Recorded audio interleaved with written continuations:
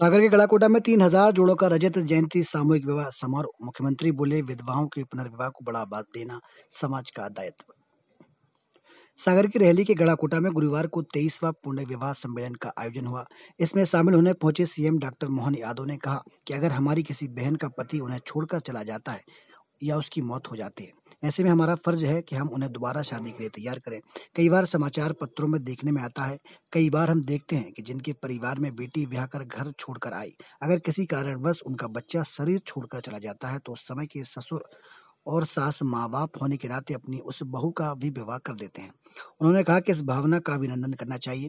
गुरुवार को सरदार वल्लभ भाई पटेल स्टेडियम में आयोजित कार्यक्रम में करीब 3,000 जोड़े परिणय सूत्र में बंधे।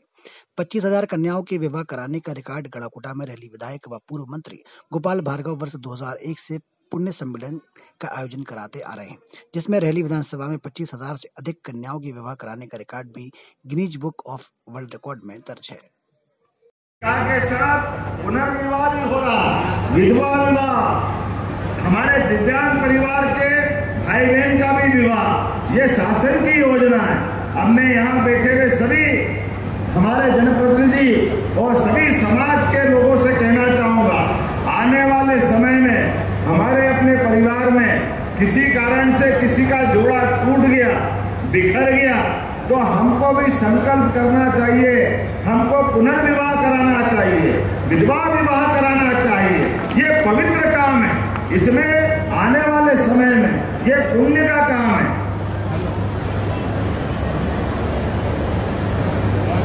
ये बहुत अच्छा आंकड़ा लिया।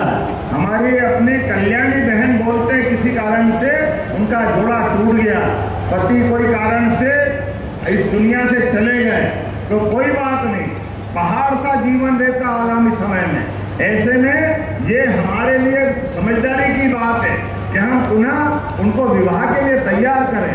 अब तो समाचार पत्रों में भी हम कई बार देखते हैं, कई जगह जिनके परिवार में बेटी ब्याह के आई और उनका बच्चा शरीर छोड़ गया, तो उस समय के ससुर और सास वो माँ बाप की भूमिका के नाते से अपनी उस तरह से आई हुई बहू को भी बेटी मानकर विवाह कराते हैं। जोरदार अभिनंदन करो इस भावना के लिए।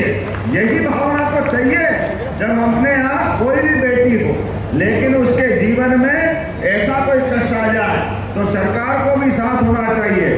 तो हमने निर्णय किया है इन व्यवस्थाओं के लिए, जिनको नाम दिया कल्याणी विवाह, ऐसे विवाह में 2 लाख रुपया प्रति जोड़ा की व्यवस्था सरकार के माध्यम से कर रहे हैं। 2 लाख रुपया प्रति जोड़ा, जिसको कल्याणी विवाह के नाम से हम दे रहे हैं। इसी प्रकार से दिव्यांग